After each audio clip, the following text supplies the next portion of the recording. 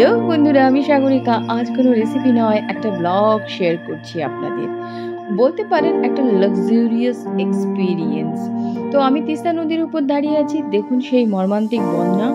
এগিয়ে চলছি কালিম্পং ডিস্ট্রিক্টের দিকে। বিভিন্ন রকম ফুল ফুটেছিল, যেহেতু ডিসেম্বরের ফার্স্ট, মানে ওয়েদারটা ছিল ওয়াসাম, বলার বাইরে। আমরা কিন্তু ঢুকে গেছে মেফেয়ার রিসর্টে।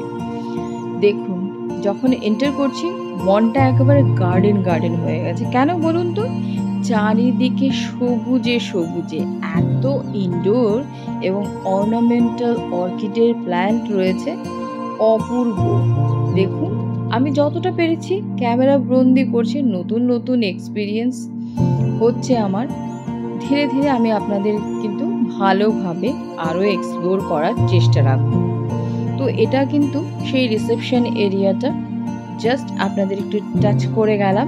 দেখুন কত সুন্দর একটা, একদম শান্ত একটা পরিবেশ, পাহাড়ের কোলে, অসাধারণ।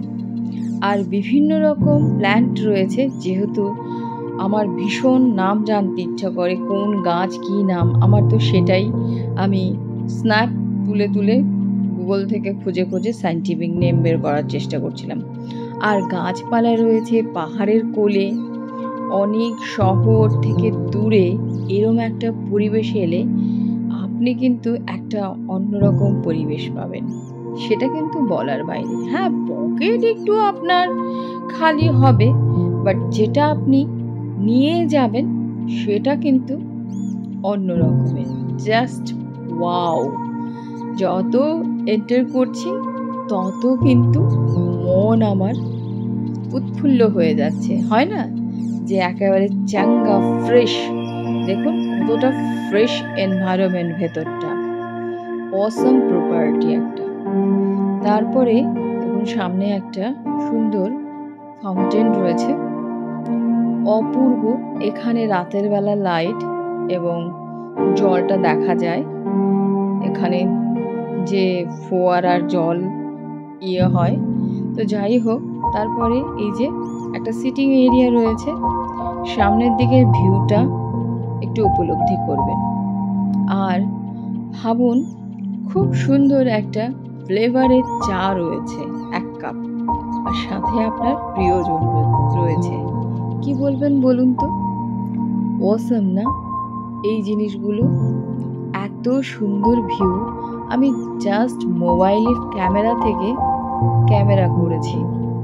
দেখুন কি অসাম। সকালবেলা ওয়েদারটা নিট অ্যান্ড ক্লিন। আপনি একদম চাপ্পা চাপ্পা দেখা যাচ্ছে, মনে হচ্ছে কেউ হাতে এঁকে দিয়েছে। মানে আমি বলে বোঝাতে পারবো না। অ্যাকচুয়ালি ক্যামেরাতে অতটা হয়তো প্রপারলি আসেনি, বাট অসাধারণ। লনটা যে রয়েছে তুলনাহীন একেবারে, আরও সুন্দর। লনের পাশেই রয়েছে ওদের রেস্টুরেন্ট। বসে বসে যে কোনো আপনি খাবার খেতে পারেন। তারপরে দেখুন একদম এগিয়ে গিয়ে জাস্ট আমি আপনাদেরকে নিয়ে যাচ্ছি লনে। তো লনটা দেখলে পরে আলাদা রকম। দেখুন কত গ্রিনারি, আর ওয়েদারটা দেখুন কি ফ্যান্টাস্টিক ওয়েদার। দেখুন এটা হচ্ছে এন্টার। বিভিন্ন সাইড রয়েছে, আপনি বিভিন্ন সাইড দিক দিয়ে এই লনে এন্ট্রি নিতে পারেন। আপনি এখানে বসেও খাবার খেতে পারেন। একটু বসে হট হতে পারেন। চিল তো হবেন না, অবভিয়াসলি ঠান্ডা জায়গায় কি আর চিল হবেন, বরং রোদটাকে উপভোগ করতে পারবেন। জাস্ট দেখুন, মাঝে মাঝে তো স্নো দেখা যায়, এত সুন্দর। এটা হচ্ছে ওদের রেস্টুরেন্ট ছিল। তারপরে যে রুমটাতে আমাদের থাকতে দেওয়া হয়েছিল, যে রুমটাতে আমরা থেকেছিলাম, সেখানে চলে এলাম। যে স্টেপ বাই উঠে এসেই দেখুন সেম ভিউ আপনি এখান থেকেও নিতে পারবেন। জাস্ট এখানেও একটা সিটিং এরিয়া রয়েছে। তারপরে এন্ট্রি নিচ্ছি আমরা রুমে। জাস্ট আমি প্রথমেই আপনাদের ওয়াশরুমটা দেখিয়ে দিচ্ছি। ওয়াশরুম কিন্তু একটা বিশাল বড় ফ্যাক্টর। বাথটব ছিল, নো ডাউট। ওয়াশরুম একদম নিট অ্যান্ড ক্লিন ছিল। সো আমি জাস্ট সুইচগুলো খুঁজে পাচ্ছিলাম না, যাই হোক জ্বালিয়ে দিলাম। দেখুন, জাস্ট ওয়াও নো, একদম ঠান্ডা ওয়েদারে। তারপরে আমি রুমে চলে এলাম, দেখিয়ে দিচ্ছি। এই যে সামনের থেকে এই নজরানাটাও আপনি পেয়ে যাবেন।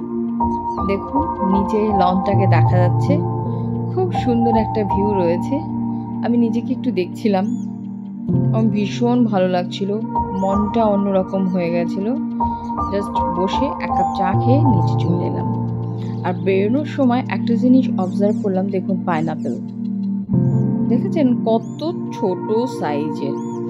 আমার না এখানে প্ল্যান্টগুলো আমি শুধু দেখছিলাম, অর্নামেন্ট বলুন, অর্কিড বলুন, ডিফারেন্ট স্পিসিস, ইভেন আম গাছ পাহাড়ে, ভাবতে পারেন কালিম্পং এর মতন জায়গায়। No doubt beautiful. আমার এক্সপিরিয়েন্স কিন্তু এখানে অসাম ছিল। আর আমি আপনাদেরকে সেভাবে প্রপারলি শেয়ার করছি না, যেটুকুনি ক্যামেরা বন্দি করছি। তারপরে দেখুন নিচে যখন নামছি, এদের কিন্তু প্রপার্টিতে একটা করে শিবের মন্দির রয়েছে, এখানেও রয়েছে ছোট্ট করে, খুবই সুন্দর দেখুন। তারপরে তো আপনাদের আবার আমি দেখিয়ে দিচ্ছিলাম, চলে এসেছিলাম অন্য একটা রুমে, সেখান থেকেও আপনাদের ভিউটা দেখিয়ে দিচ্ছি। দেখুন এই লনের ভিউটাই ছিল আলাদা একেবারে, দেখতে পেয়েছেন। ওয়েদারটা দেখুন একটুখানি, এই ওয়েদারে আপনি পাহাড়ে এসে যা মজা পাবেন সেটা কিন্তু বলার বাইরে।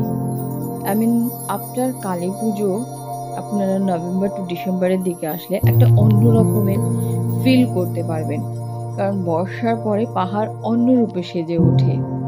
আর সেটা এসে এই টাইমে কিন্তু মানে একটা আলাদাই লেভেল ক্রিয়েট করে। জাস্ট দেখুন, আমি তো দেখে একদম মনোমুগ্ধ হয়ে গেছিলাম। আমি আগেও এসেছিলাম এই প্রপার্টিতে, তো আমার ছোট্ট একটা এক্সপিরিয়েন্স, যেহেতু এসেছিলাম আমরা বিয়ের জন্য, তো সব তো পসিবল না ক্যাপচার করা। যেটুকুনি আমি ক্যাপচার করেছি আপনাদেরকে টুকটুকভাবে শেয়ার করার চেষ্টা করছি।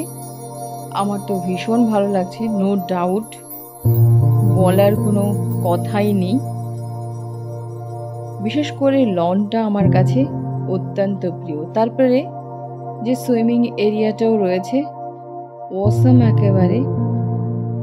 দেখুন আমি আরও দেখিয়ে দিচ্ছি, এদের প্রপার্টির তুলনা হয় না।